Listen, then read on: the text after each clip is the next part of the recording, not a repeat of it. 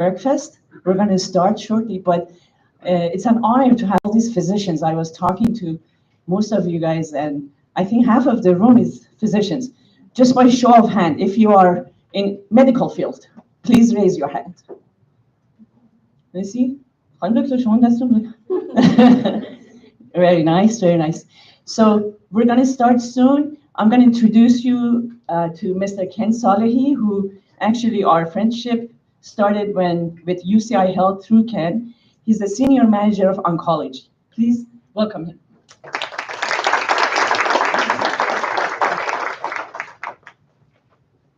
Thank you so much. My name is Ken Salehi, Senior Manager with UCI Health. My service line is Oncology and Thoracic Surgery. I'm here with my colleague, Maral Pazesh, who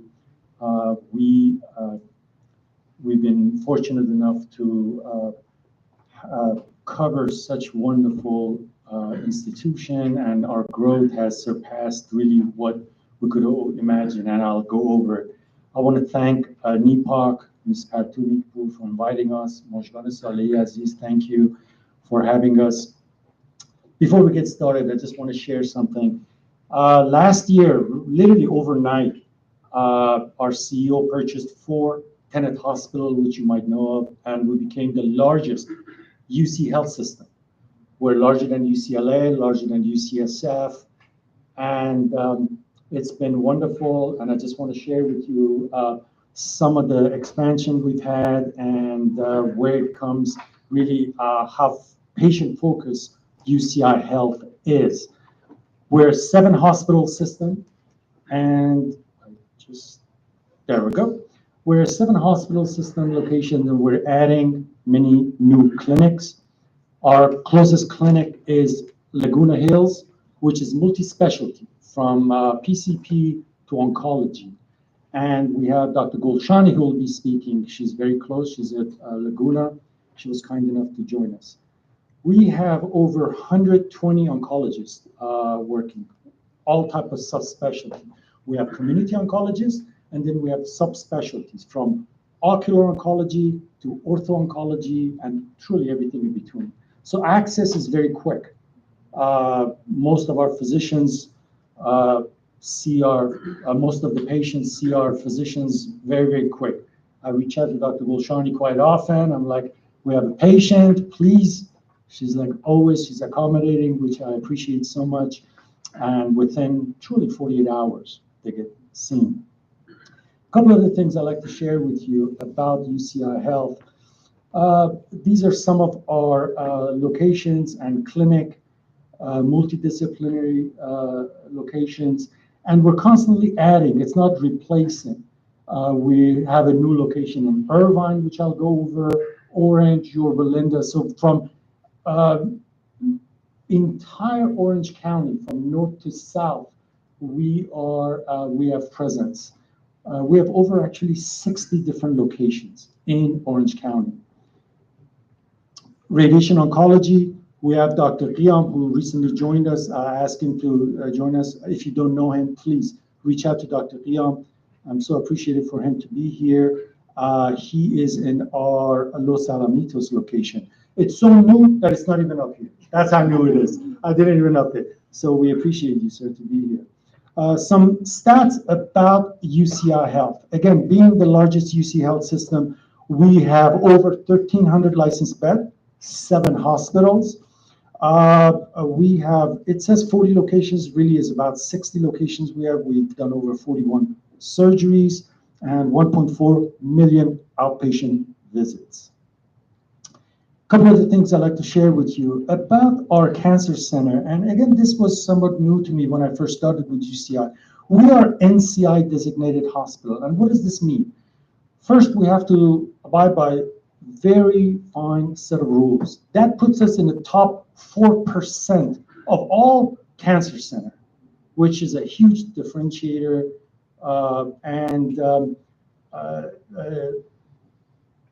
Only 74 comprehensive cancer center in U.S. are NCI designated. It makes a big difference. We are the only academic health institution in Orange County.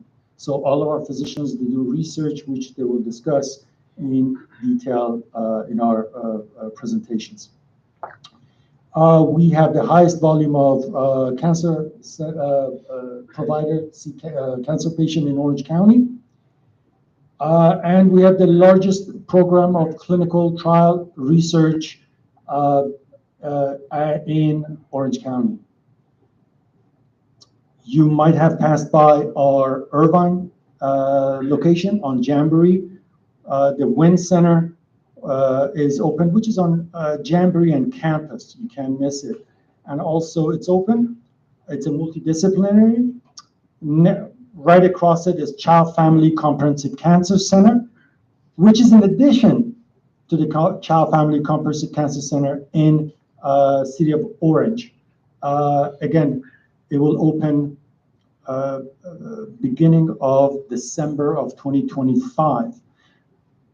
I'm working with NIPOC to set a tour in mid-November for anyone interested. A lot of physicians have shown interest to see the hospital is truly state-of-the-art. It's the only fully electric hospital in the US, completely solar. They've spent over $1.1 billion in addition to the 4 other hospitals they purchased. So truly, it's a next level. It's every time I go in there, it's mind-blowing. A couple of the things I'd like to share, it's again doing construction. When they mentioned that they will open Child Family Comprehensive Cancer Center on time, on budget, which was a few months ago, like no construction ever is done on time. This was done. And when they told us they will open the hospital December, now we see, yeah, they're opening in December. So looking forward to that. We will be in touch for scheduling some cancer tour. As I mentioned, we have about 1,300 physicians working with us. We've actually made them in separate groups because, you know, we have Persian physicians, Spanish, Chinese, Korean. Some patients, they're more comfortable having a Persian physician or Spanish-speaking physicians. And again, this is just for the community. If you need any of those rosters, we have the Persian physician roster, all the other rosters. I'll be more than happy to share that with you. Last, I'd like to share with you, we're hiring like crazy. So from physicians to nurses and staff. So if you are looking, I urge you to look into ucihealth.org/career for all the opportunity at UCI Health. I thank you. Anything I can answer for you from our hospital or hospital-based, I'll be more than happy to. I'll leave my business card. You can always call, text, or email. I will get started. First, it's an honor to introduce our first presenter. She is an assistant clinical professor. She's triple board certified. Division of Hematology and Oncology, Department of Medicine. As I mentioned, she's very, very close by. She's in Laguna Hills. She was kind enough to accept our invitation. Please help me welcome Dr. Gul Gulshani.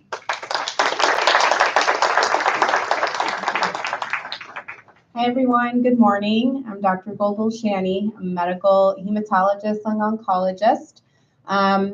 It's a real honor to be able to speak with everyone today. Thank you to NIPOC and our wonderful UCI marketing team for setting this up.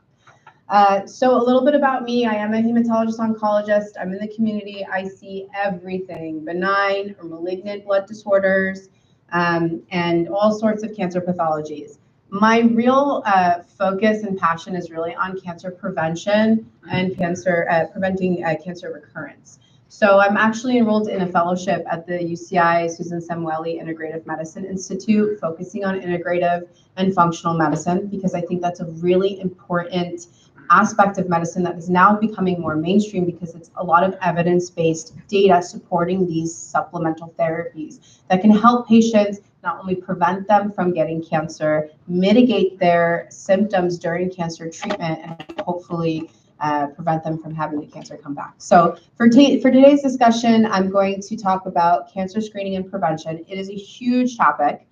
So in the interest of time, I'm going to be focusing on really just breast, colon, and prostate cancer, because those are the three most common cancers that we see. Some objectives for today's lecture. We're going to understand the importance of early detection, identify the recommended screening guidelines that we have in place for breast, colon, and prostate. And then I really want to focus on awareness of major lifestyle and environmental risk factors with each cancer type, specifically like, why are we as oncologists and physicians saying stay away from alcohol, stay away from red meat? Like, how is that increasing your risk for cancer? And then really encourage this evidence-based holistic prevention, right? We're talking about diet, exercise, sleep, stress reduction. It's all the things that your mom told you about, right? But you didn't take her seriously. Well, now there's a lot of evidence to suggest that, yes, this really works. So that UCI NIPOC, yeah, maybe there's something to it.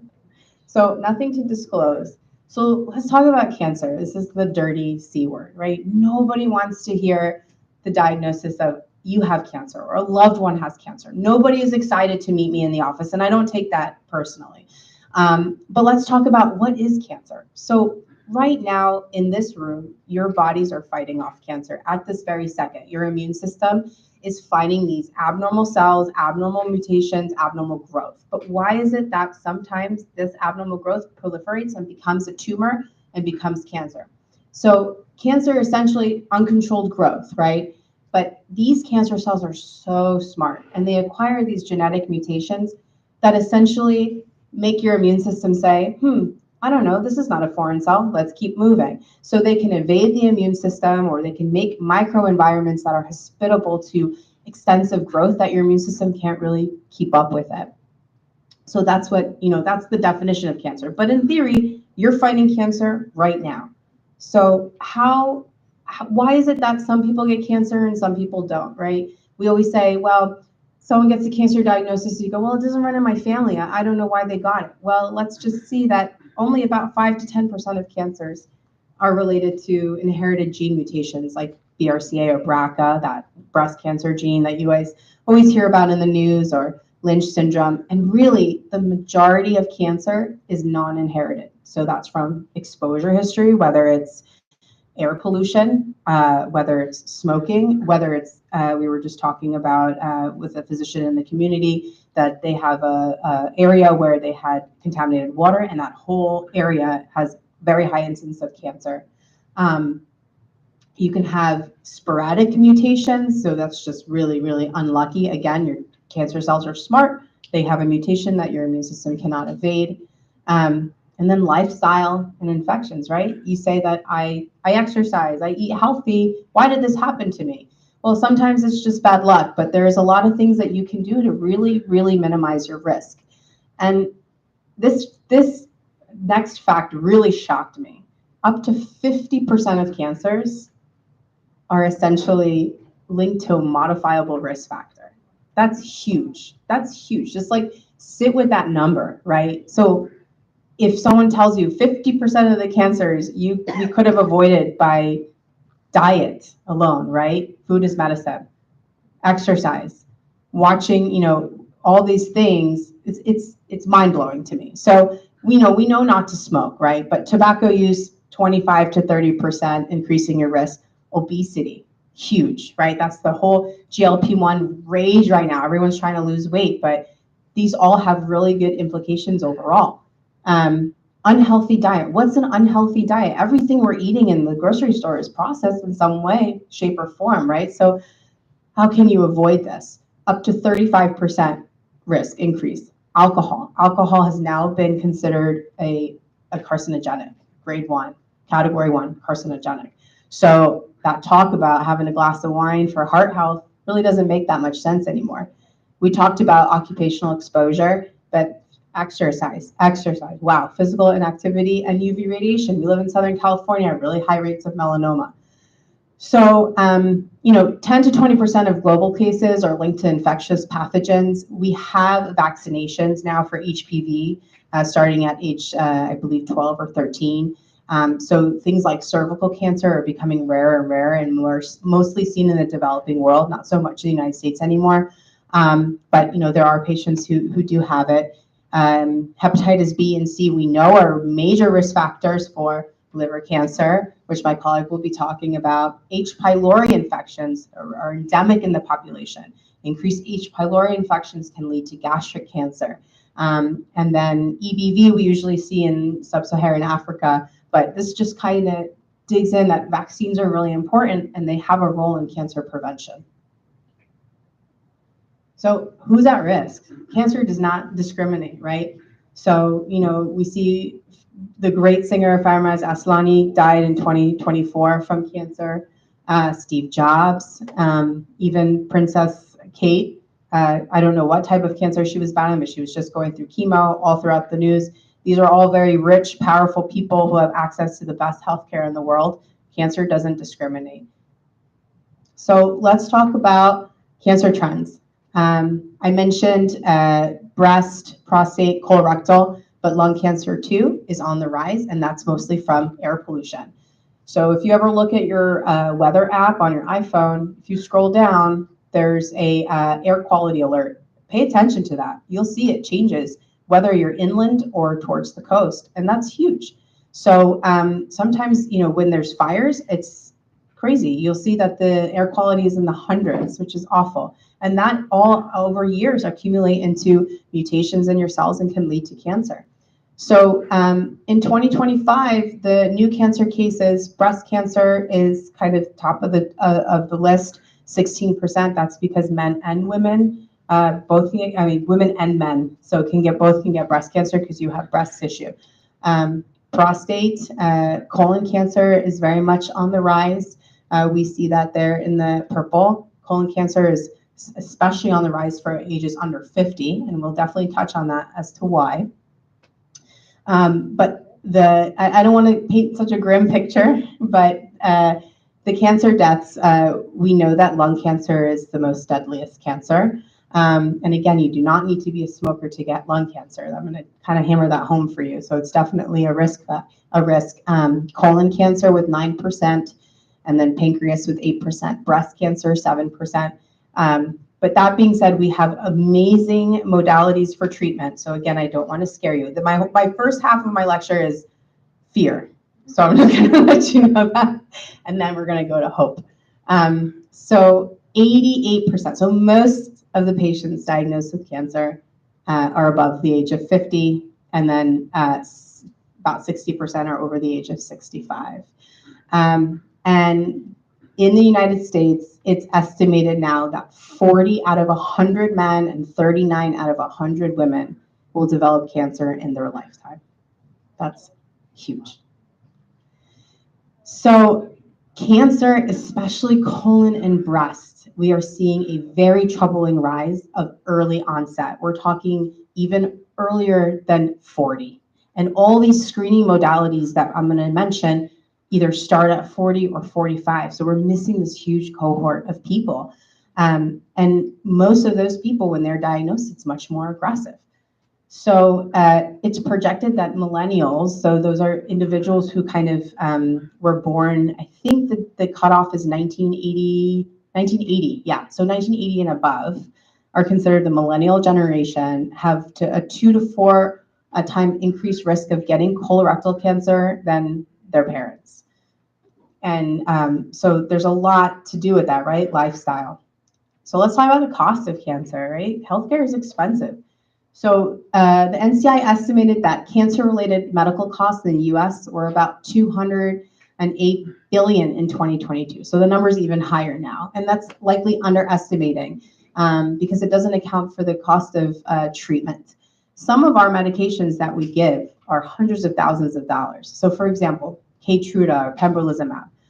This technology won the Nobel Prize in Medicine in 2018, changed cancer care, and it's a wonderful medication. It essentially uses your own immune system to fight cancer. It doesn't have the same side effects that chemotherapy does, but the price, I looked it up, it was today, the price is $11,000 essentially, and we give it either every 3 weeks or every 6. So say that you have a patient who gets surgery, and adjuvant therapy is after surgery, and say they have kidney cancer, for example. They get their kidney removed. We give them immunotherapy to reduce the risk of recurrence for a year. For that, just that medication alone, that's $200,000 for the year. And that's not including other costs like out-of-pocket costs for patients, $16.2 billion, $4.9 billion in patient time costs, so traveling, missing work, not being able to work, childcare costs. It's very, very expensive.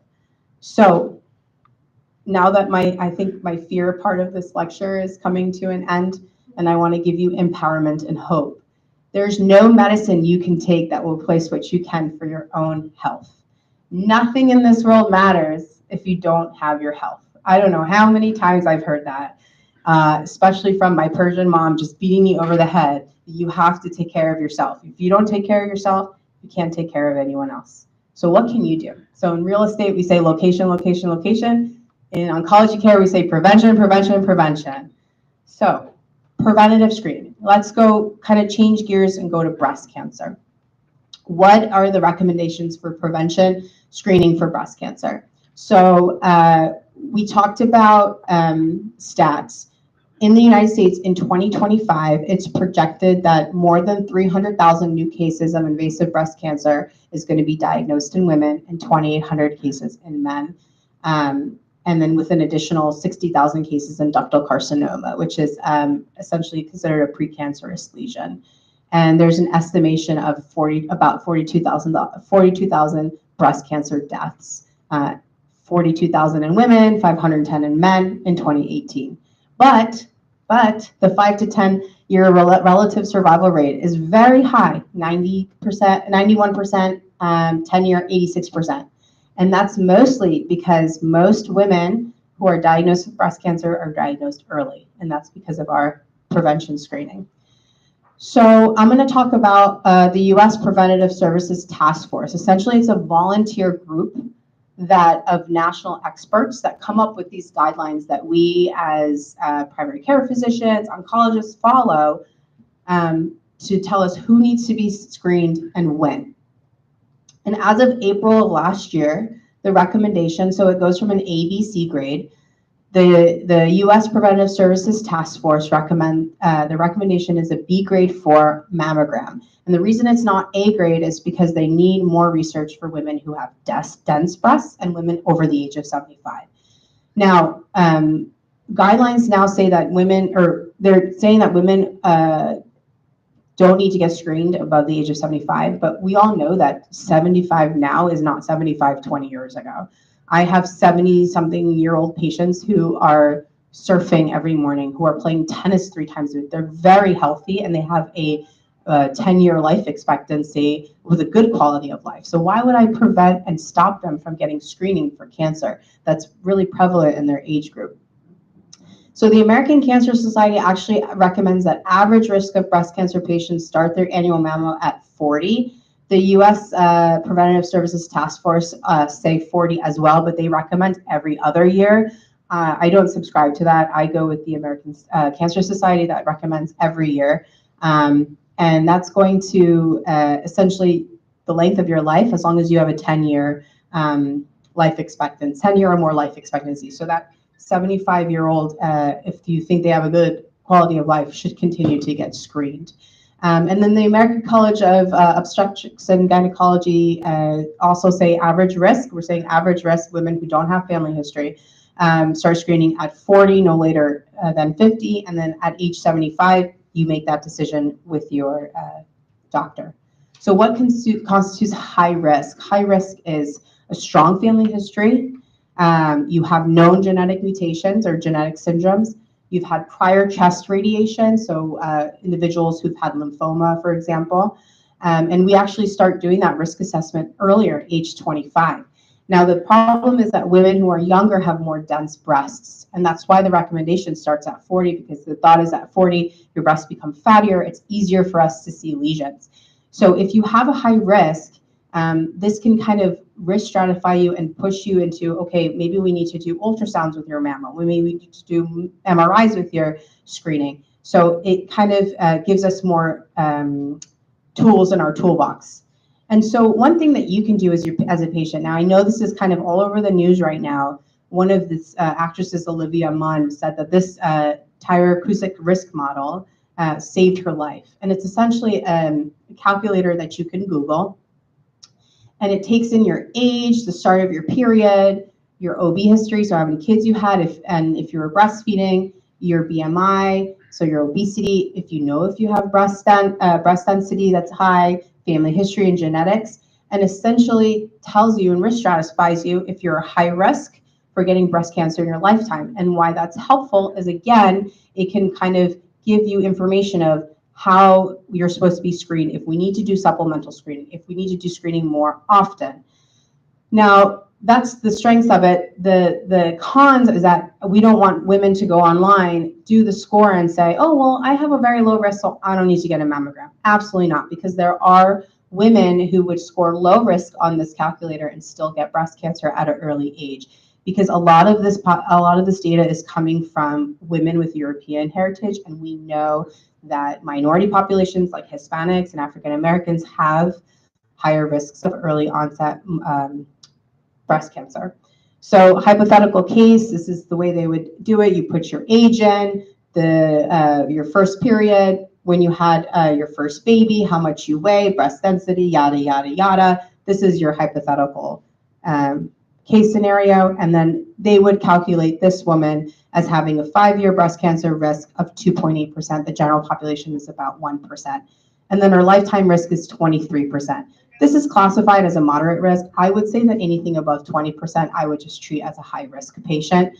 But based on these numbers, instead of just getting the standard mammography, she can come in and say, hey, I scored higher. You might be eligible for an ultrasound or an MRI. And it helps us too as physicians, because then, when the insurance denies the MRI, we can say, hey, this is our data. And also it gives us other tools, right? We could do cancer preventing medications like tamoxifen, and really focus on lifestyle modifications for these patients too.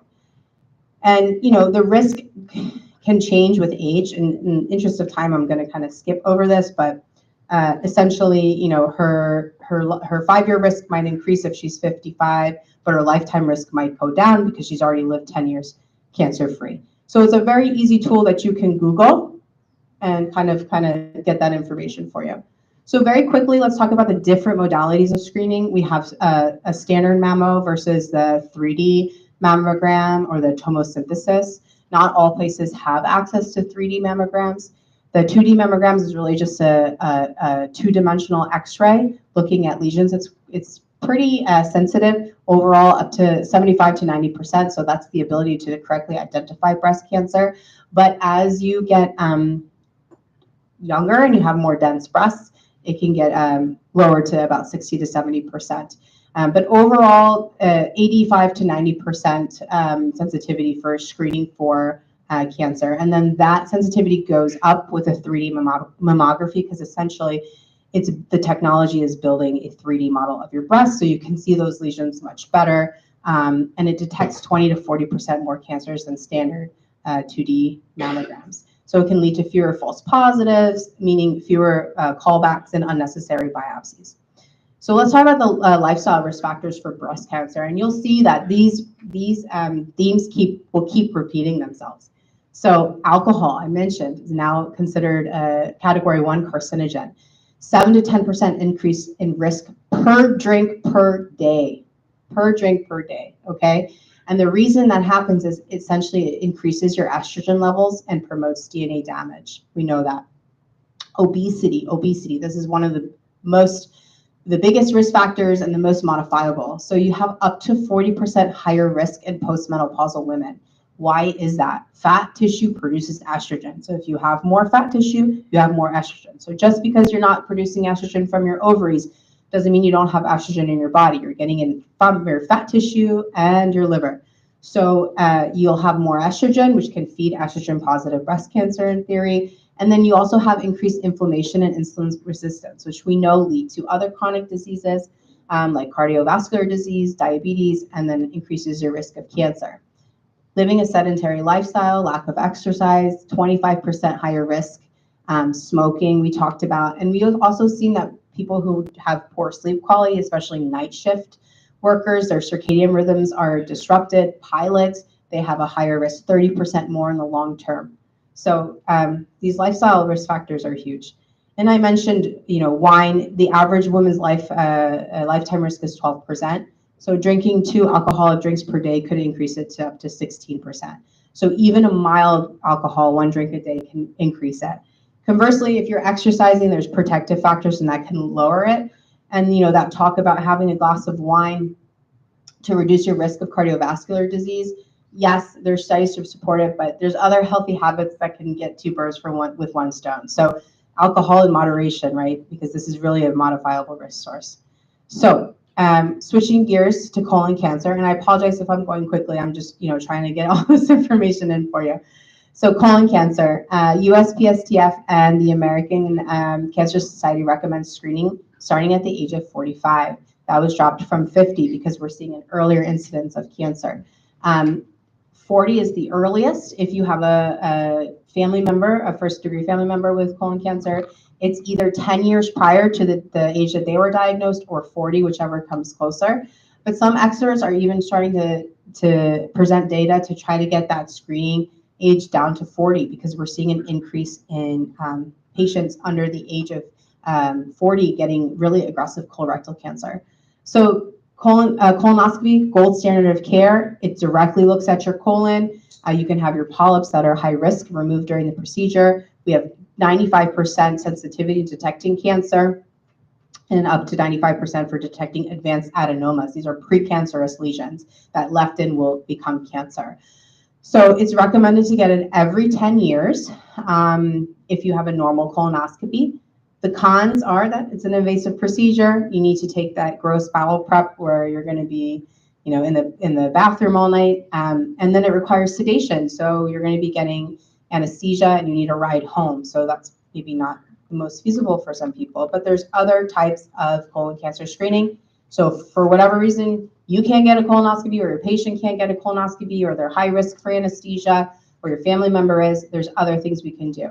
We can do a virtual colonoscopy that essentially creates a CT imaging to create a detailed picture of your colon. The sensitivity for that, for detecting cancer, is up to 94%.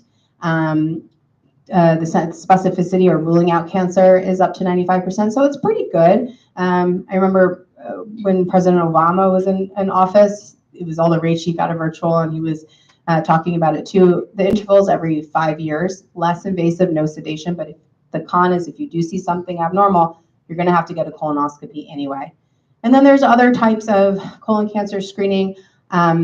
What's really kind of hit the market is I'm going to focus on the Cologuard, which looks at the DNA mutations and blood and stool associated with colorectal cancer. So it's pretty sensitive, 92% of cancers, and it's a really good test to use for patients or individuals who really are adverse to getting a colonoscopy for whatever reason, because it's an invasive procedure or they physically can't.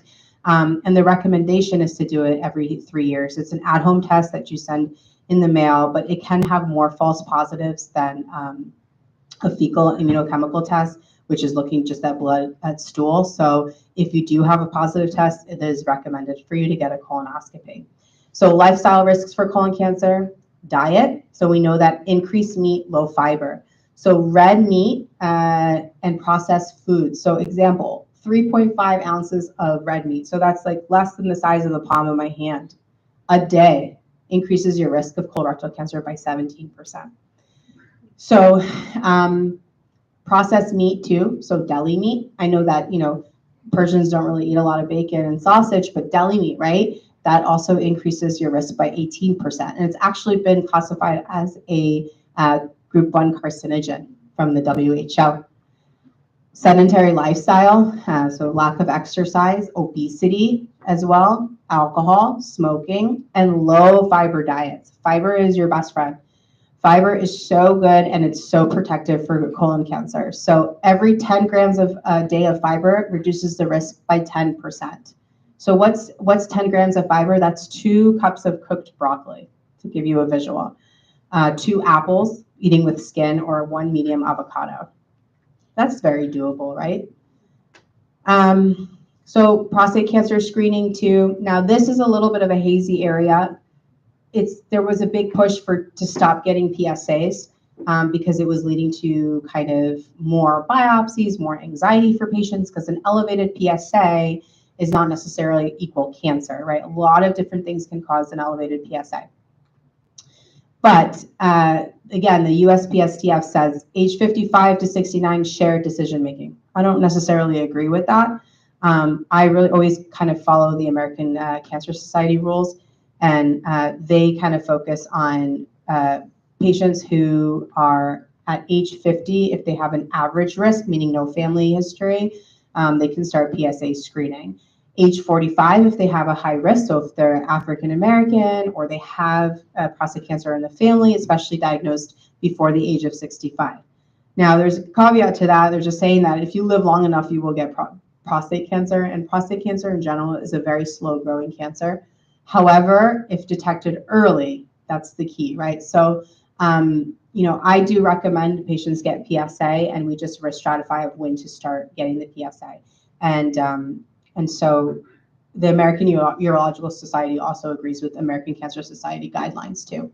So lifestyle risks for prostate cancer, again, the same trends are coming up, but usually a prostate cancer is more influenced by your age. So as you get older, higher susceptibility to it, your genetics, race, we talked about African Americans, but there's a growing evidence of lifestyle to playing a role. And then high intake of red or processed meat, low intake of fiber, sedentary lifestyle, and obesity. So these are all the themes that we're seeing more and more and more.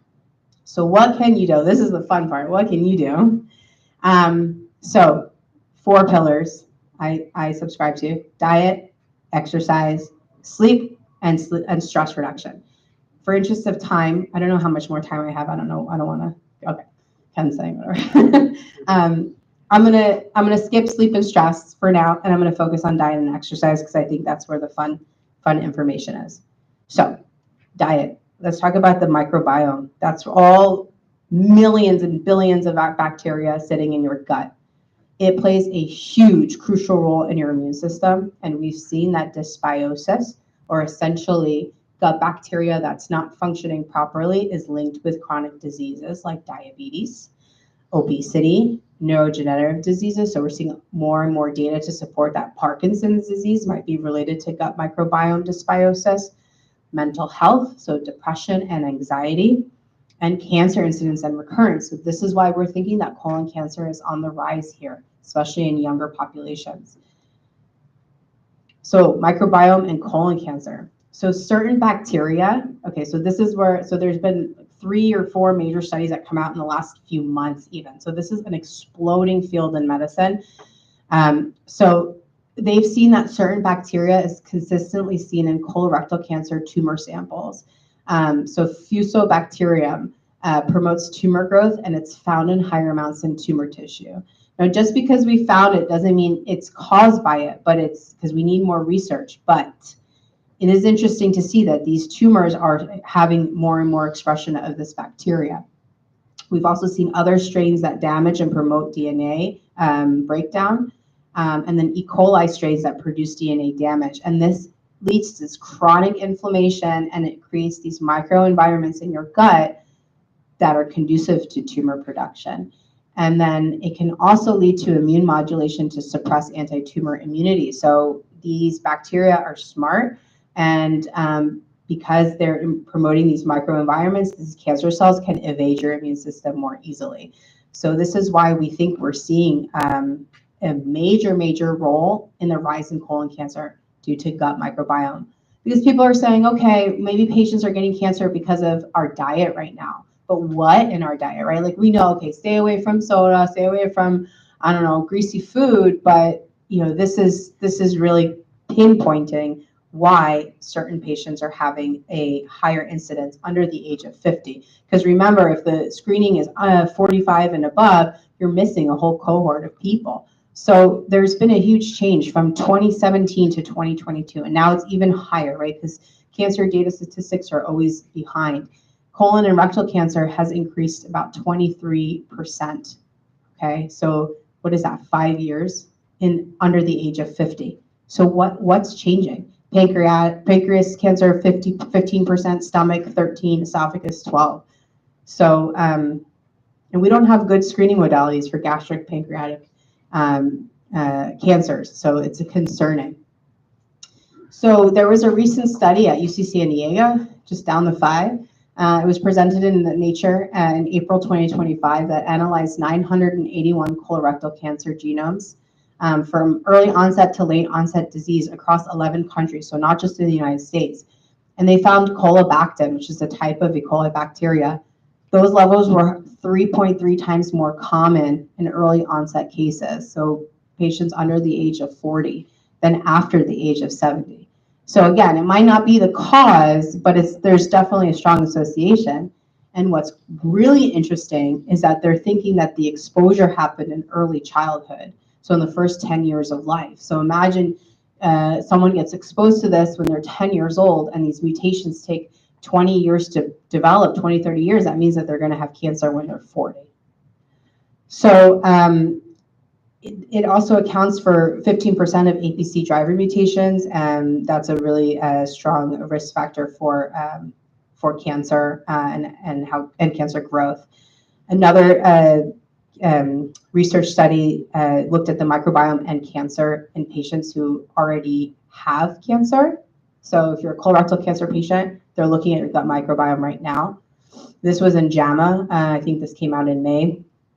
Essentially, they were able to see that based on your microbiome, we could tell how well you would respond to chemotherapy and immune therapy, and how you would metabolize the drug, and how well your immune system would react. So essentially, long story short, they were able to see that certain gut microbiomes played a role in how well a patient was able to tolerate chemotherapy, and how well their cancer responded to their treatment. And now, most interestingly now, in ASCO, which is the huge clinical oncology society meeting that happens every year in Chicago, almost 100,000 people go every year. They actually had a study in their plenary sessions talking about stage 3 colon cancer patients. And these were patients that were around the age of 60, and they essentially put them in 2 groups. One was consuming pro-inflammatory diet, and ones who were not. And they found that there was a worse overall survival. So these are patients who have already been treated for colon cancer, were less likely or had a decreased overall survival to those patients who were eating well and exercising. So there's evidence and data to suggest this. So what's a pro-inflammatory diet? That's red meat, that's processed meat, that's refined grains such as white rice, bread made with white flour, pasta, sugary drinks, right? So I think overall the Persian diet is quite healthy. We really emphasize fruits, vegetables, and fiber. But those meat-based dishes, those chilo kebabs, we should be minimizing as much as possible. Going with sabzi, right? The sabzi part is good. So are the beans, but not so much the meat. So what can you do? What can you do? That's important.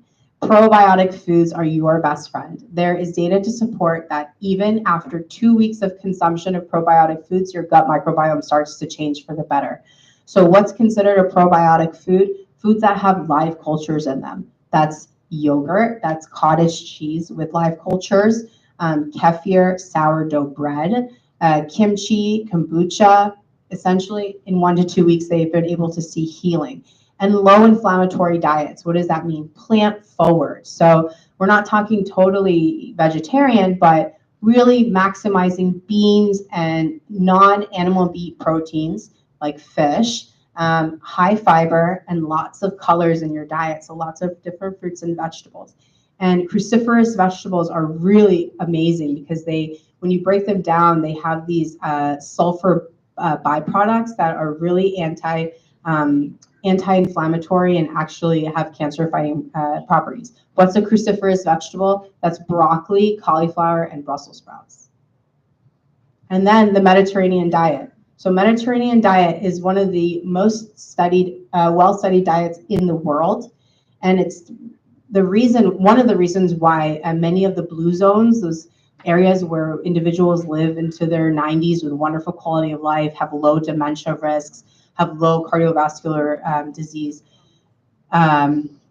subscribe to the Mediterranean diet. So that's rich in vegetables, whole grains, nuts, legumes like hadas, and olive oil. Good olive oil, not the olive oil that you buy at Costco. Good olive oil. And moderate amounts of fish and poultry, so chicken and turkey. And you want to eat fish that's high in omega, so that's like salmon and sardines, and low in red meat and processed foods.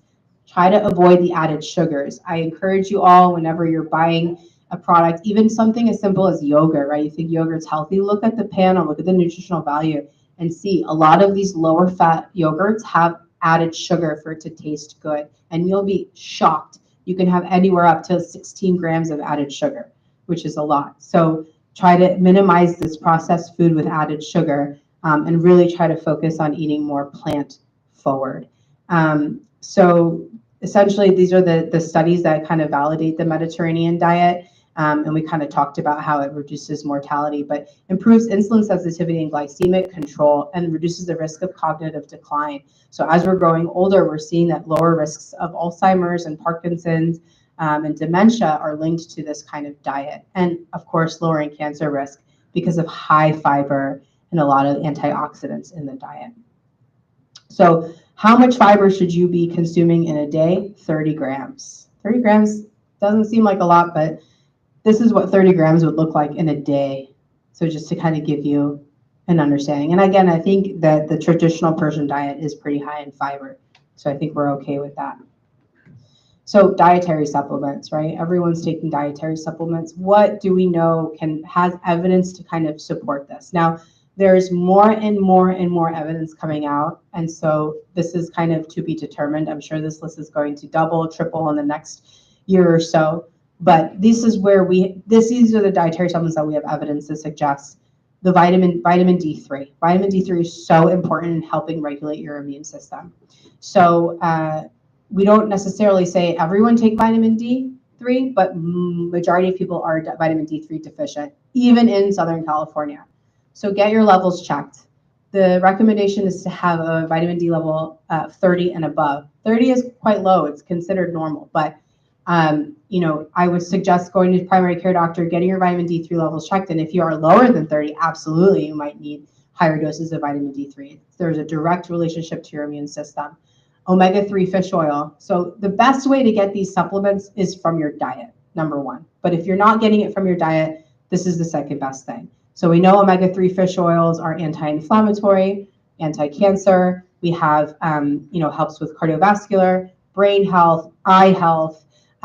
Turmeric, so zarchube, really, really good anti-inflammatory. The key with turmeric, though, is that it has to be in a fat-soluble liquid. So the turmeric tea that you're buying from Trader Joe's does not have any health benefit outside of a beautiful yellow-colored tea. So you have to drink it with milk or some kind of fat. So I would suggest that, for example, if you make a smoothie at home, sprinkle some turmeric, sprinkle some black pepper because you need that for the absorption of the turmeric, and use a milk product, almond milk or cow's milk, and that will really give you the best benefit for turmeric.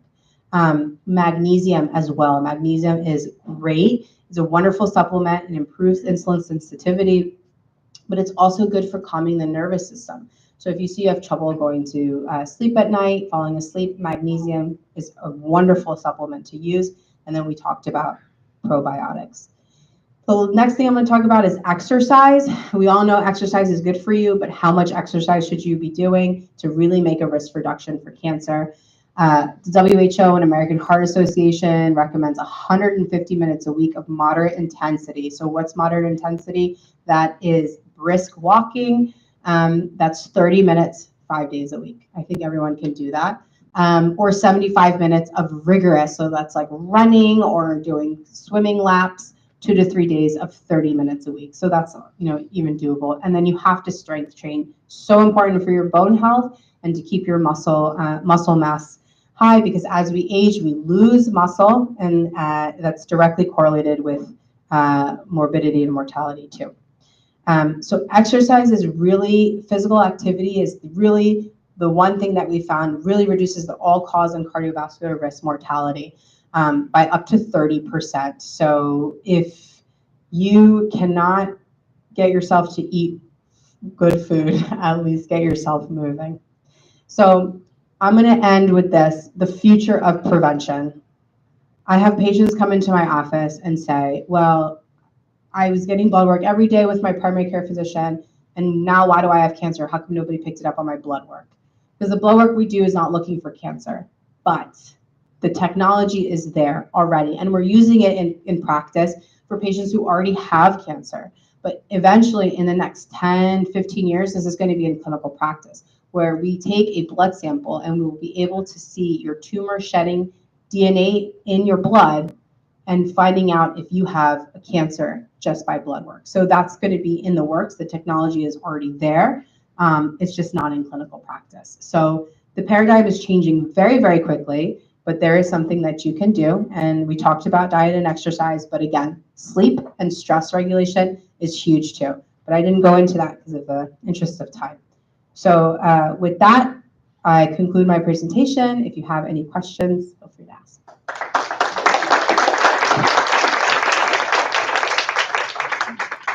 Yes. Can we get a copy of your presentation? Yes. Email to us? Yes. Do you mind sending it? Absolutely. Sure. I'll send it up.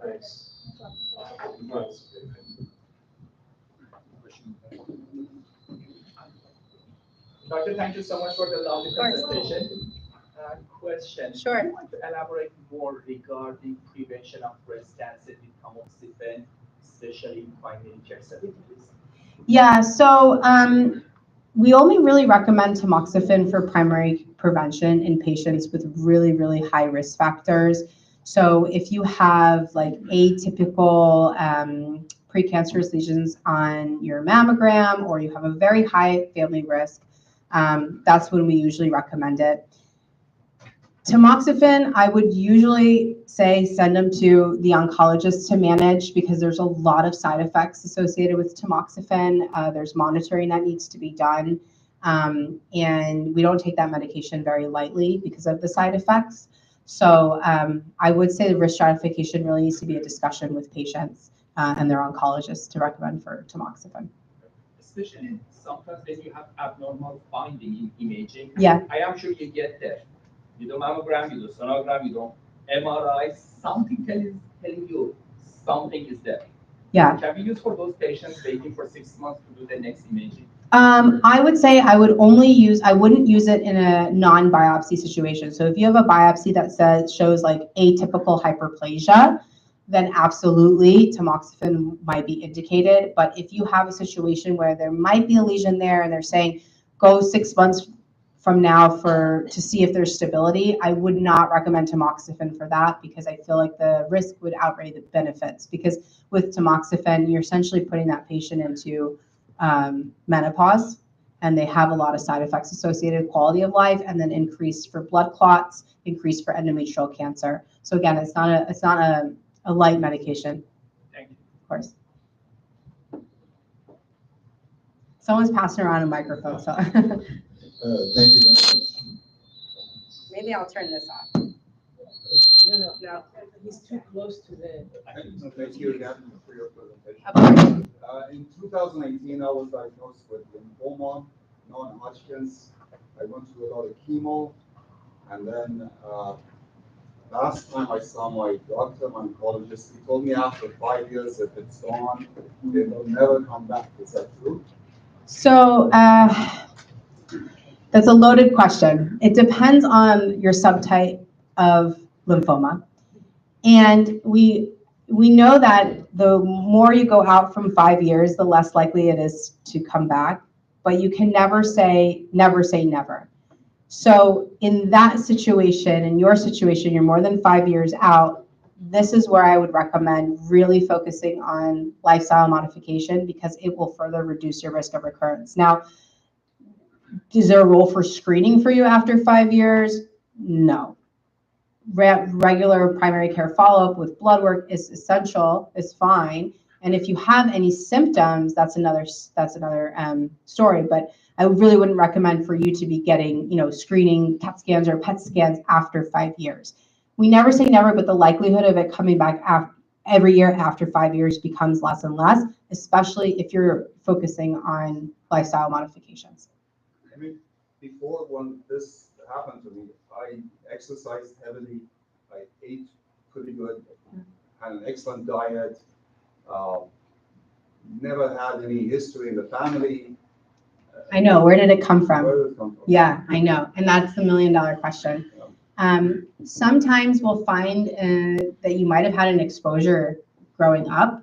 I don't know if you were in Iran, if you had military service, no, or if where you grew up, if you down the road from a farm, pesticides in the water, pesticides in the soil. Sometimes you acquire a somatic mutation and it's just unfortunately bad luck.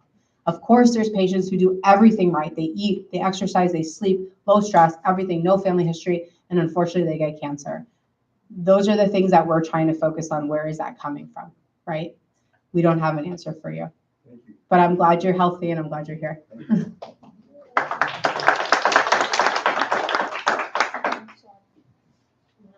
have a question between the difference between mammogram, ultrasound, and MRI. If you can just expand on that. Yeah, sure. Because I feel like ultrasound for me has been more, not alarming, but it just has detected more than mammogram ever did. Yeah, absolutely. So mammogram is essentially, they're taking kind of like an x-ray of your breast, and then the ultrasound can really differentiate between lesions in the tissue. So absolutely, when you're looking at the tissue, there's a lot of different shadows that sometimes can come up and say, oh, this is irregular, this is not right.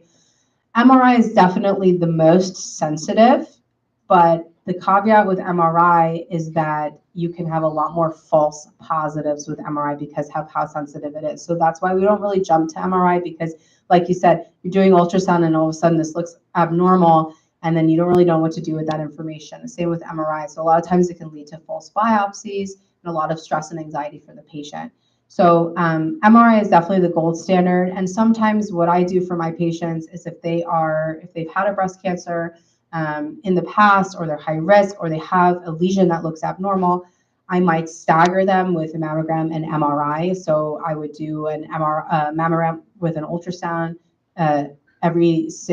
once a year, and then the MRI once a year. So every 6 months, they're getting some kind of imaging modality, with the caveat of knowing that you're going to have more false positives with an MRI. So, thank you for your presentation. Just a quick question. Regarding your last slide for the early detection, you said that the DNA shed and the tumor shed some DNA. So how about the acidosis? Is it getting the blood gets more acidity, or how about the saliva? Do we see like some differences because of the body goes to the cancer area? Do we see like the pH is changing the saliva? If we are, I don't think there's a lot of evidence behind it right now with data to support it. Right now with this, with DNA shedding, it's more so the tumors have a specific genetic thumbprint in your blood. Whether we have data to support saliva acidity, and if you're having acidity on your blood work too, there's a lot of different reasons for that to happen, not specifically for cancer. So I don't think there's a lot of evidence to suggest that it does have a strong correlation, but you never know in the future.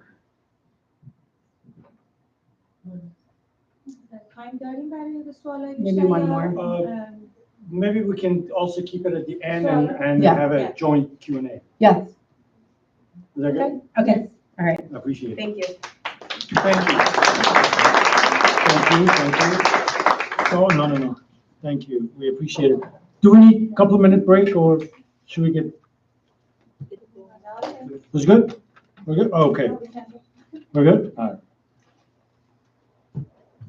Thank you, Dr. Gulshan. Truly, I appreciate your time. It was an amazing presentation, as always.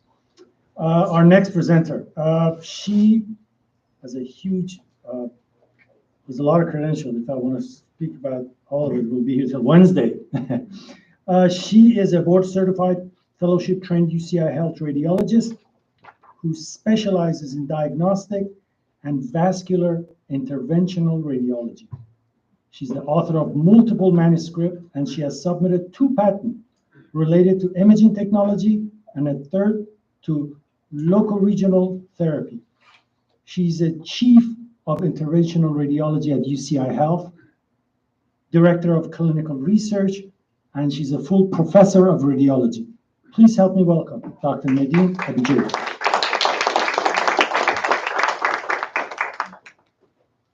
Thank you so much, and it's an honor to be here. Okay, so I just wanted to start off by asking how many people know what interventional radiology is? Okay, yeah, some of the physics. And that, don't feel bad. They did a survey on people who actually had procedures done by interventional radiology, and only 20% knew what it was. And basically what we are is we use imaging to do procedures. So instead of having a big surgery, we use tiny little catheters, tiny little needles, and we get the same results. And I'm going to talk a little bit about how we do that. And I'm going to focus, basically, we do everything. So, but I am mostly specialized in oncology. Some of my colleagues are specialized in women's health. So women who have fibroids, instead of having your uterus taken out and having to recover from that surgery, we can go in with tiny little beads, and we, you're out like in a day or so from the hospital, and you're back to work and back to everything else in a week. Imagine that for every organ, but I focus mostly on oncology, so that's where I'm going to kind of hone in. And really, we have minimally invasive curative treatments for liver cancer. Here are my disclosures. This is mostly because I do research, so it's not that all of these are actually mine. I'm going to focus on literally just discussing liver cancer, and then I'm going to discuss ablation and radioembolization and radiation segmentectomy specifically, and talk about a trial, just to give an example. So liver cancer really can be 2 things. It can be cancer from another part of the body that went to the liver, and a lot of cancers love to go to the liver, colorectal being one of them, in fact, all GI cancers. But any cancer really can go to the liver, or it can be primary liver cancer. That means the liver itself develops a cancer and becomes cancerous. And there's 2 types. There's the one that comes from the liver cells and one that comes from the bile ducts, which are in the liver cells. The bile ducts are a rarer cancer. But primary liver cancer, or hepatocellular carcinoma, I'm going to call it HCC. HCC is actually a little bit more common. It's the 6th most common cancer globally, and it's one of the top leading causes of death because the survival rate at 5 years is 12%. So I do remember from Dr. Golshani's talk, like breast cancer survival at 5 years is 90%. With liver cancer, 12%. It's also, what's vexing is that it's increasing in incidence.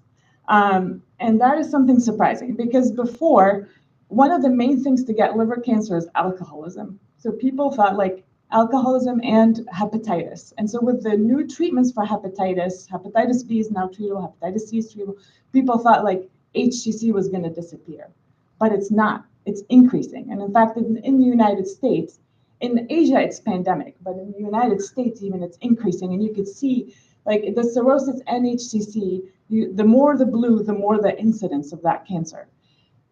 And it really breaks my heart, because I get patients who actually have had lesions that, because of this history that people think it's related to alcohol and hepatitis, they actually have HCC, and they just get repeat imaging every once a year. And then when they come to me, it's like so spread out that like they didn't know, because people were like, well, you don't drink that much, you don't have hepatitis, so it's probably nothing. And they just like watch it grow, and then, till it's too big. So if anything you retain from my talk, if you have something seen on an ultrasound in your liver, you do not stop until you get a CT or an MRI to confirm it's not an HCC. It's not because you don't drink or you don't have hepatitis that you are free from getting liver cancer. And one of the biggest things we're noticing now as a reason is actually what we're calling, it used to be called NASH, it just changed terminology to call MFALD. And basically what it is metabolic syndrome. It's obesity, diabetes, unhealthy diet habits that actually affect the liver to the point where it has almost the same effects as if you drank a bottle of alcohol a day for 30 years. And so these kind of things, people just don't realize that, like, if you have diabetes, it puts you at risk for liver cancer. If you have obesity, it puts you at risk for primary liver cancer. And so if anything I have to say, please, if you see anything on your liver, get further imaging. So HCC is really one of the rare cancers you can actually diagnose without a biopsy with certain criteria on imaging. And once you do, there's several options. This is the updated treatment algorithm. I know it looks nauseating. But what I want you to retain is that there are more and more curative options. So initially, like if you go back like even 5 years from now, or 10 years, the only curative options were surgery or transplant, which is like really big things. And only 20% of people were actually eligible. But now more and more, ablation, radiation, segmentectomy are all feasible and they're considered curative. And I'm going to go over the details of what those are. So ablation is one of the curative treatments that can be done, and it's minimally invasive. I'm going to go over what ablation is and just the different modalities, because not all ablation is equal. I'm just going to explain a little bit like what it is. It started off with alcohol ablation. So in the 80s, people took pure alcohol and injected it in a tumor, and it actually kills the tumor. It does a pretty good job, because I know this is how bad alcohol is. It like actually can kill your cells. It actually denatures the proteins when it's 100% alcohol, and actually, that when it denatures them, they explode and die. It is, in HCC, it has good results, but like not great, right? Because what you do is if you have a 5-centimeter tumor, it kills about 80% of it. When they were doing it in the 80s, it's better to kill 80% than nothing, because there was not a lot of options. But I mean, leaving 20% of the cancer behind is not great either. So not really an option used a lot anymore, but this is kind of how ablation started. But because we wanted to do better than just killing 80% of the tumor, RFA came into play. So what RFA is basically literally using radio frequencies that are emitted from a tip of a needle. So basically you're coming in, you insert a needle, and the tip of the needle emits radio frequency. That radio frequency heats up the tissue and it cooks the tumor, because any time a cell is like above 60 degrees Celsius, it will die. And so by heating that tissue, you're actually getting cell death. And the survival rates were pretty good. This is, again, we're talking like 80s, 90s. The technology has so much improved since then. One of the ways it improved is, again, microwaves. So again, you put a needle, and at the tip of the needle, there's microwaves that are emitted. The microwave cause agitation of the water molecules. It causes friction. That causes tissue heating. Above 60 degrees, you get cell death. We're actually heating the tissue up to 100 degrees, like it goes way above. But compared to like the radio frequency, microwave ablations get faster, stronger ablation zones, so you're able to kill a lot more tissue. And there's less of something called a heat sink. And what a heat sink is, if you have a big vessel next to where you're going to treat, but you have like your hepatic vein, for example. So you're trying to heat the tissue, right? But the blood in the hepatic vein is flowing, and that's 38 degrees Celsius. What happens if you're trying to heat water and you keep putting cold water on top? It cools it down, right? So this is heat sink. Microwave is not susceptible to heat sink. You can put water on it, it'll still boil it right up. So that's the advantage of that compared to radio frequency. And the reason why I'm explaining all this is because the results of the studies you'll see will get better and better with these newer modalities. So we started over with ethanol. It was okay at the time, but like nobody would use that today. Radio frequency is a little better. Microwave is even better. There are newer technologies coming up. So NanoKnife is one of them. And what it does is basically you put 2 needles and it electrocutes the cells in between them. The reason why this is interesting is if you're heating, sometimes there are things you don't want to heat because it could damage them irrevocably. So if a tumor is in a sensitive location, NanoKnife is a great option. One of the places I do a lot of NanoKnife is the pancreatic head itself. People with pancreatic cancer, you can put in needles and actually electrocute in between the two needles and get cell death. And it works great for people who have had radiation for their pancreatic cancer, but still have a recurrence or still have some tissue left. We go in with NanoKnife to finish it off. PEF is another version of NanoKnife, but that's really like, it's, not to get too technical, it's biphasic, but it's in its infancy. Honestly, there's still a little studies being done. And then the new kid on the block is called histotripsy, and that's where it's completely non-invasive. So you use ultrasound, you focus the ultrasound waves. So along the way, there's no damage, because ultrasound, we use that to image babies. It's really very safe. But if you focus all the ultrasound waves, instead of going parallel to get images, you focus them in one area. It causes shaking in the tissue, and that causes cavitation, which means like the cells actually like explode, and so they die. Its initial trials are very promising, but it's very, very early data. Like this is like, it was approved based on 40 patients. I don't know how they did that with the FDA. I'm pretty impressed. They must have bought the FDA some really nice yachts. But, but it's something that I think with further studies and more, tweaking could be very promising. Can you imagine just walking in, you don't get poked, you don't get prodded, you just have an ultrasound machine put on top of you, you're cancer treated, and you walk out. Like, it's fantastic. But it still needs a lot of studies and a lot more things to get there. So I'm going to go over the outcomes for ablation. So like, what are the studies that got us to say, like, this is great? So we start off with like comparing. So as I said, when people used ethanol ablation, they got about 80% cell death for 5-centimeter tumors, but really not. I mean, that's not great. So they started comparing RFA to ethanol. So RFA is the one where you put in the radio frequency, heats up the tissue after shaking. And what we noticed is that, again, you had a much better chance of not having your cancer come back when you got RFA compared to ethanol. And there was randomized controlled trials. So randomized controlled trials are the highest level of evidence, because whenever you do a trial, you really want it to be something where you take away any of the bias of the investigators. Whether we like it or not, even if we're not trying, we always have a little bias in the back of our mind. Like, we feel this is better than that. So then subconsciously, we even choose patients for, one therapy that we think would fit better. But that makes the data then, biased according to what I think. So the way to make that unbiased is by doing randomized controlled trials. And that is where, once you've signed up the patient, a machine tells you he's going to this arm versus that arm. It's completely out of the investigator's hands.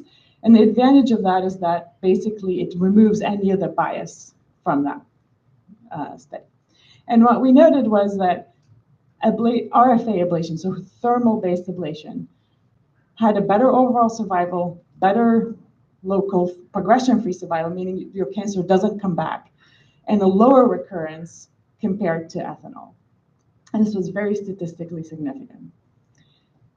And then they started comparing ablation to surgery. So surgery, we know, as I said, is one of the curative treatments. Is if you can get, you get a surgery, your cancer, the chances of your cancer coming back are much lower than anything else that is done. Well, there's no difference between RFA and surgery for liver lesions that are smaller than 3 centimeters. And they looked at overall survival, progression-free survival, but complications are lower with ablation compared to surgery. Because instead of having like a huge cut out or whatever, they're just like a tiny little needle that goes in and out. There were other randomized controlled trials, and you'll see like this is kind of a repeating theme. This one included like 12 trials, but only 2 were randomized controlled, 10 were not randomized controlled, but still kind of the same theme along that, like, RFA is equivalent to surgery on the shorter term. In the longer term, maybe surgery was a little better, but definitely surgery was associated with higher complications and longer hospital stays and longer recovery. this study included 21,000 patients. It's a meta-analysis of 6 randomized controlled trials, and 4 control studies. The one thing is with this study that I would point out is that they included in the ablation group patients who had ethanol and radiofrequency. And we know that ethanol doesn't do as well as radiofrequency ablation. But still what they noted was at 1 year and at 3 years, there was no difference in overall survival. At 5 years, surgery does better. But this is with ethanol included in the ablation, so it's weakening those results. And 5-year progression-free survival was better with surgery. But by 1 year and 3 years, there was no difference. And complications were about 3 times higher with surgery compared to ablation. Yeah. So these are more studies, again, showing that ablation is equivalent to surgery, especially for lesions that are smaller than 3 centimeters. In fact, smaller than 2 centimeters, some people would actually recommend going for ablation first because they have equivalent outcomes. Oh. It shut down.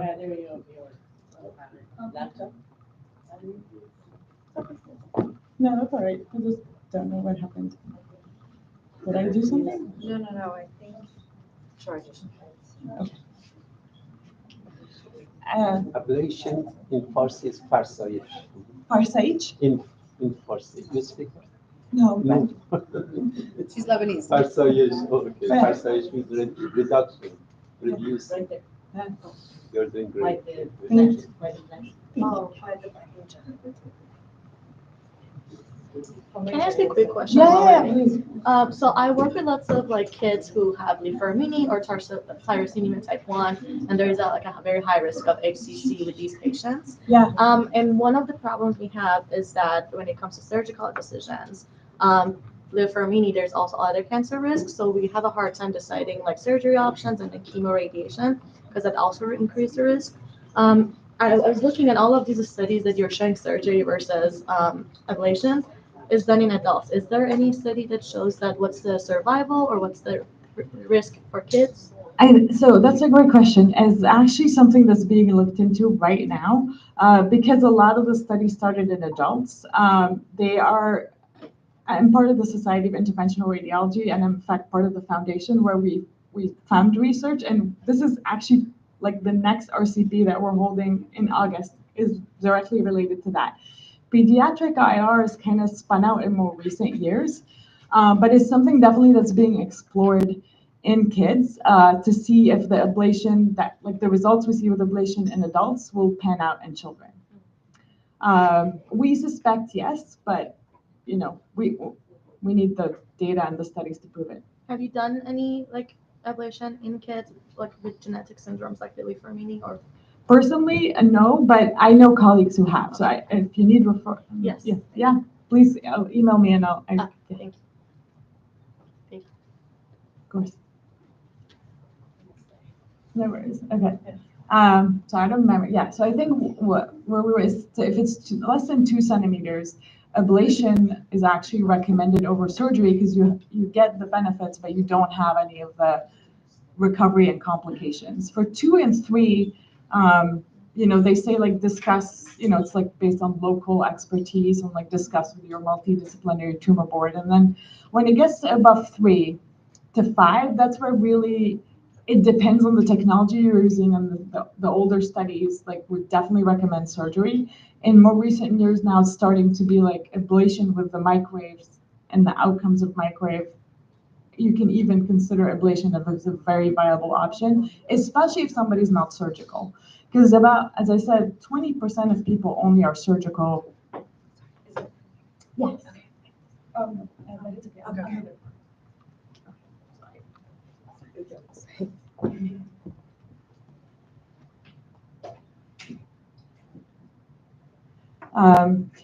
Yeah, and then only 20% are surgical. This is a more recent study. Again, for small HCCs, no difference between surgery and RFA, and they considered small HCCs up to 5 centimeters. More recent studies are even comparing them to microwave are showing that you know, there's no difference in progression-free survival, overall survival, But complications really are a lot lower with microwave. Because microwave is also more potent than RFA, and so you can get bigger ablation zones more reliably.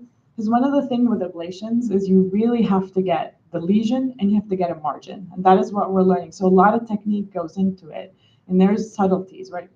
It's the same thing as surgery, right? If you go into surgery and your surgeon doesn't remove the tumor fully or like has a margin that is negative of like a centimeter or so, your cancer is going to come back.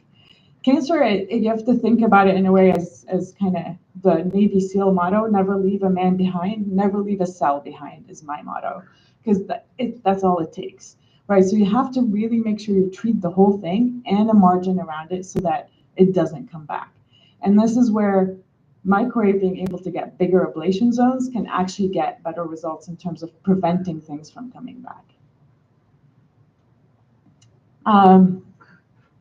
So I'm going to mention two studies that are for colorectal cancer as well. I know it's not primary liver cancer, but just to say, ablation actually works for any cancer in the liver, kind of, you know, because all you're doing is, regardless of what the tissue is, you're heating till it dies.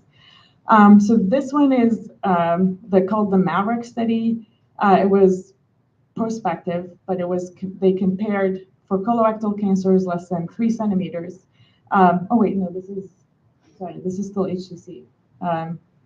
This was okay. This is again microwaves and showing that like overall survival, progression-free survival for HCC, there's no difference with surgery whatsoever. And this is up to 3 centimeters. So the whole notion that like below 2, with microwave you can go 3 and lower, it's the same as surgery. But complications and hospital stay are much lower with ablation compared to surgery. And this is, for example, a case. This was a patient that I treated in 2018. His lesion was smaller than 2 centimeters. You know, you can go in, you can see the needle. We got a biopsy to confirm, but you see, we go in and we use imaging, and this is how we use imaging. So you see, I can bring in the MRI. So even if the lesion is not visible on ultrasound or not visible on our imaging in the room, I bring in the MRI that they got outpatient, and I can fuse it with the cone beam CT I have in the room. And then we can plan, and you see that I'm planning with a margin around it. So the blue circle is the tumor, the green circle is my margin of healthy tissue that I want to get to make sure he's covered. And then it shows me like how much ablation zone I'm actually going to get. So I'm making sure that I cover the whole thing and a little more. And then we treat. And then these are just his various follow-ups, but he's still cancer-free like 7 years out. And this was like a 1-day, procedure, out the same day. There's been studies, again, comparing radiofrequency ablation to microwave ablation. This is a meta-analysis of 28 studies. Basically, there's no difference in overall survival, progression-free survival between the two, but your cancer coming back is a higher chance with the radiofrequency compared to the microwave.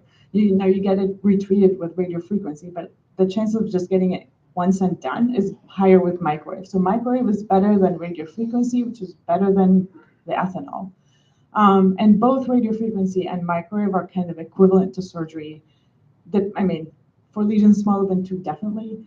When the lesion's like 3 or between 3 and 5, microwave then is equivalent to surgery. Radiofrequency, not so much. This is the Maverick trial, which I started to talk to you about for colorectal cancer. So this is patients with 5 metastases from their colon cancer to the liver. They all had to be less than 3. And normally patients like that were operable would go to surgery.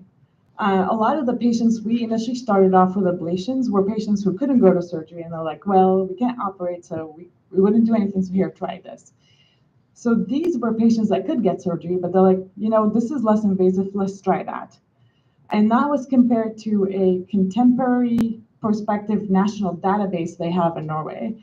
And patients were literally matched according to their criteria, their mutations, et cetera, and they looked at their overall survival. And there was no difference in the overall survival at 3 years if you had surgery or if you had ablation. You had a higher chance of requiring another procedure if you had microwave compared to surgery, but your microwave was a lot less morbid and a lot less mortality. The collision trial was just published in less than a year ago, and that one was up to 10 lesions that were metastatic from colorectal cancer that were 3 centimeters or less, and patients were randomized. So this is a randomized control trial, randomized to surgery or ablation. So the machine chose which you got. And there was no difference between the baseline characteristics. No difference in overall survival, no difference in progression-free survival, but there is a difference in complications, a lot less complications with ablation. And in fact, the NCCN guidelines are moving towards recommending ablation for people who are eligible for ablation. So starting to almost kind of replace surgery. So in summary for ablation, if we look at it, it's really comparable to surgery in terms of overall survival and progression-free survival at 5 years. Microwave has a lower recurrence and larger ablations compared to RFA, and both of them are better than ethanol injection. And then the only thing is sometimes if they're close to vessels or certain organs that are very sensitive, having an ablation is just not technically feasible, and that's why non-thermal ablation or surgery still, of course, play a role. And then there's newer technologies that are coming, but they still need a lot of data so that we can feel comfortable using them the same way we know that this is proven, tested, and true. So I'm going to shift gears to what we call transarterial therapies and specifically radioembolization. So the liver is a very special organ. It has a dual blood supply, and that allows us to do stuff with it that we can't do with other organs. So if you look at your heart, there's one artery that brings in the blood, and not one, but arteries bring in the blood, and then veins drain it out. But if you look at the liver, it has 2 blood supplies, arterial and venous. And normal liver actually gets the majority of the blood supply from the portal vein. If you actually shut down the hepatic artery, your liver will probably be just fine. So if you look at tumors, though, 95% of their blood supply is from the artery. So if you go into the artery and you infuse something, it is naturally being selected by the tumors. They're sucking up that blood because that blood is high in oxygen, it's high in nutrients, and that's all they want. They want nutrients and oxygens to multiply and grow uncontrollably, while the portal vein brings in everything you ate, and the liver cleans that out and filters it and then dumps it back into your body. And so if you go into the artery and you infuse something, it is going to be sucked up a lot more by the tumor than by the normal liver. And radioembolization is one of those things that we go in and we infuse. And what it is, it's yttrium-90. It's a type of radioactive material that's loaded on beads. They are tiny little balls, like the marbles that kids play with, but they're microscopic. And they're loaded with this radioactive material. We go into the artery, we infuse them. They get sucked up by the tumor and then release the radiation inside the tumor. So it's a very different type of radiation than radiation oncology. It's not radiation that's traveling outside through the body. It's coming from inside. And it doesn't travel but a couple of millimeters from where the beads are. Eventually, the radiation dissipates over days, and then it keeps working with the cell death and DNA damage that it does over 8 weeks until it destroys. That's when you can really assess what happened with the cancer. Right now, there's 2 types of Y90 products that are approved. One is the resin-based, so formalin, one is glass. And they're both loaded with the Y90. And basically, so we go from the groin, we get into the vessels supplying the liver and specifically supplying the tumors in the liver, and then we infuse these beads. They get trapped in the tumor, and then they release the radiation locally. But it spares a normal liver and the intermediate liver and is focused on the tumor itself. It's funny because when I started training, which was quite a long time ago, Y90 was actually only approved for palliation. It was literally the Hail Mary before nothing else could be offered. And the initial approval for Y90 in liver cancer was a humanitarian device exemption, which the FDA gives you like, hey, these people are dying. It's like, okay, well, just try this out. And part of it, unfortunately, is because we weren't in radiation, and I think my radiation colleague would agree with me, everything's about dosimetry. And I think when we started, we were not using the right dosimetry for this. We were using this BSA model, which basically, instead of calculating the Y90 dose based on like the person's tumor volume, liver volume, we were just looking at like how big they were, like literally height and weight, and basing it off of that. And so if you had a small lady with a big liver, you were totally underdosing that person. And if you had a big guy who had a cirrhotic liver that was all shrunken, you were overdosing him. And so we were not doing this the right way at all. And studies tried to prove that that way of doing radioembolization worked, and it didn't. Like those studies all failed. Where it really started to show is like a couple of years ago with this study. So these studies were started in the mid, like 2015, 2016, because everything in research takes a really long time. But the dosisphere trial was one of the first trials that kind of started to show the importance of dosimetry and really getting the proper dose to the tumor to get tumor death. So this was a randomized prospective trial. It compared patients with HCC, it compared personalized dosimetry versus just standard dosimetry, the one with, how tall are you and how much do you weigh? And what they noted was, and these were patients with like advanced disease, like they had bilobar, some of them had like portal vein thrombus. So their overall survival was like pretty bad. It was like 10 months is usually what you get with those patients. But when you use personalized dosimetry, you went up to 26 months, so almost doubled. And interestingly enough, although they're giving them higher doses, but because it was personalized and delivered in a super selective manner, the serious adverse events got lower. So you had more radiation, but you got better results and less adverse events. And these are just going over some of the things. The main thing to note is really there's a cutoff in the dosing. So like patients who had less than 205 gray had a low response and a poor overall survival. If you had more than 205 gray, you had a better overall survival and a better response. More studies came out around that same time, now using more and higher radiation. So the Legacy trial actually got Y90 for HCC officially approved, not as a humanitarian device, as an actual device. And what they did was they used much higher doses. So if you had up to tumors that, this study looked at patients who had tumors up to 8 centimeters in the liver. If you got treated with high, radiation segmentectomy is what they call this, so high dosing, minimum of 190 gray, but all the way up to 400 gray or higher. And the results they noted was they had at 3 years, 86% of patients were still alive, and about 1/5 of them got downstaged transplant or surgery, but about 80% didn't get any of that and were still alive at 3 years.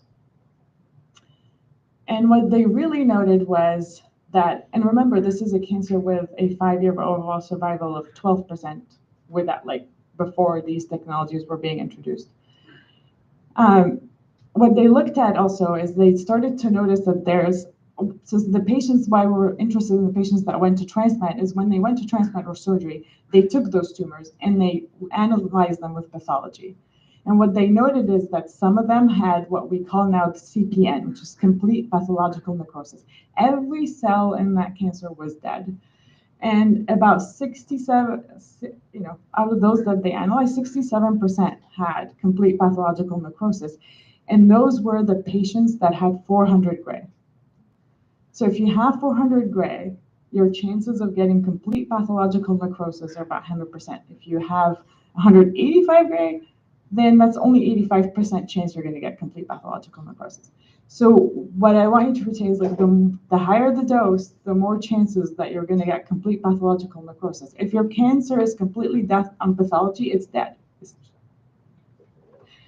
And so there's more and more studies that started to come out with examining those higher doses with radiation segmentectomy. Response rates are higher than 92%. Again, complete pathological necrosis becomes higher and higher as you get there. This is this is a prospective trial. They looked at patients with portal vein thrombus. So if you have liver cancer and it's gotten into your portal vein, remember what I said, the portal vein is what the liver uses to kind of, get its nutrients. If you have tumor in your portal vein, those patients have very poor prognosis because the only thing keeping your liver alive has just been invaded by tumor. Well, 30% of those patients in that trial had portal vein thrombus, and they delivered the Y90 into the tumors and the portal vein. And you see 2 years overall survival with that. It's huge because usually those patients are not lasting more than a couple of months once they get portal vein thrombosis. And the interesting thing, although they're getting higher doses, they're not getting more liver failures because it's done in a personalized, super selective manner. So this is the same kind of complication, like lower complication profile, despite the fact that we're going hotter, as I say. And so this kind of concept of ablative tear, so it's the radiation that's so hot is doing the same thing as ablation is. It's kind of getting more and more confirmed with more studies. So this was a prospective single trial. They had a response rate of 100%. And so every single one of their patients had a response. 83 had a complete response.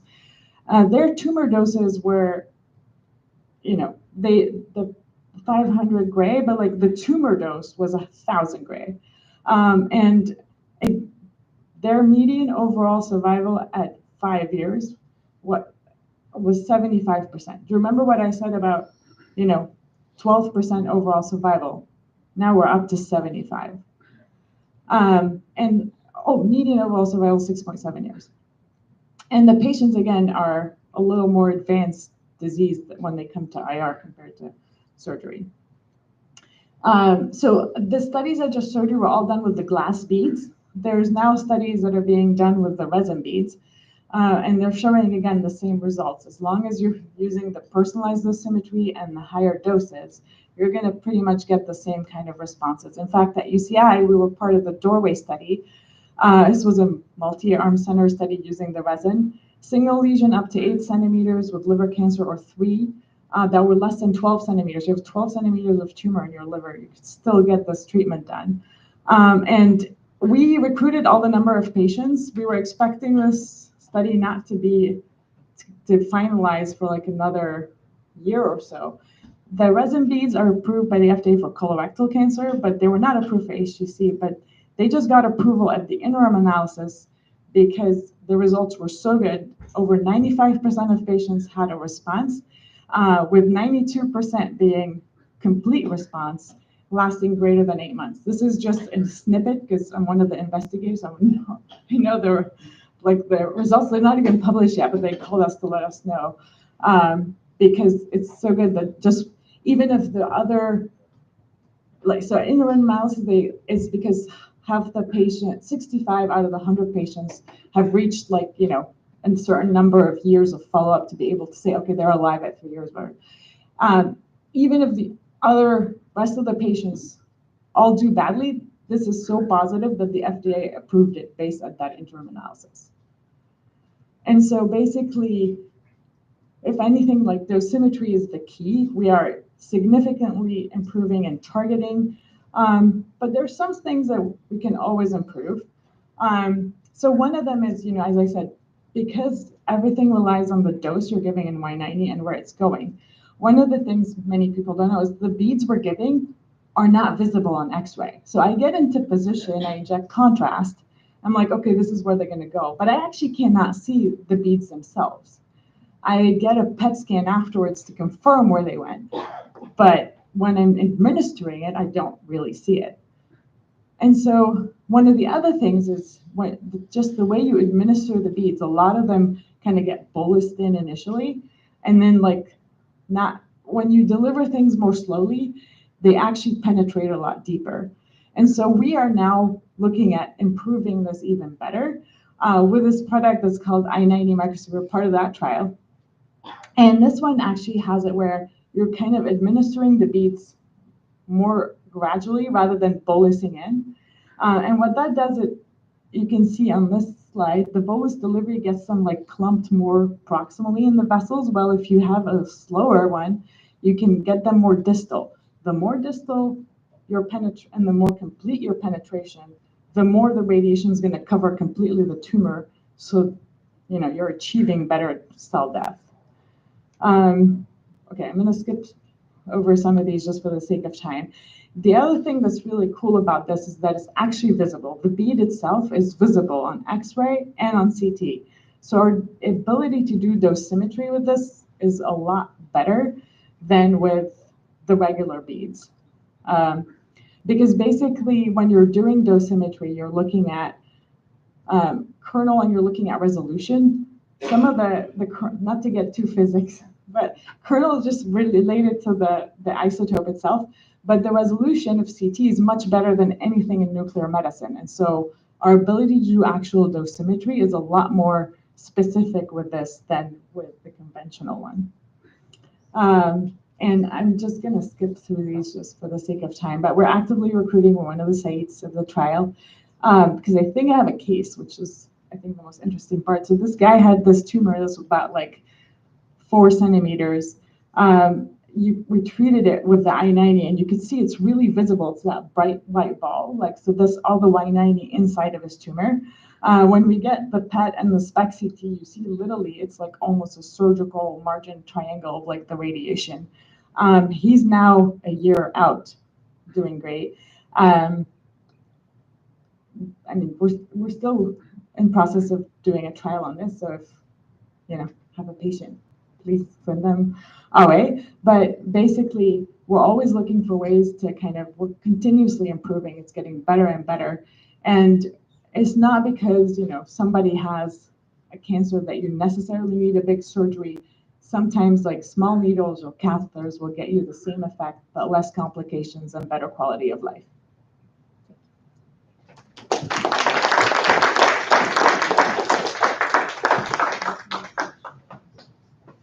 Thank you.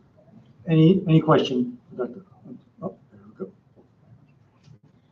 First of all, thank you for the fantastic presentation. We can't hear you. Oh. Thank you for the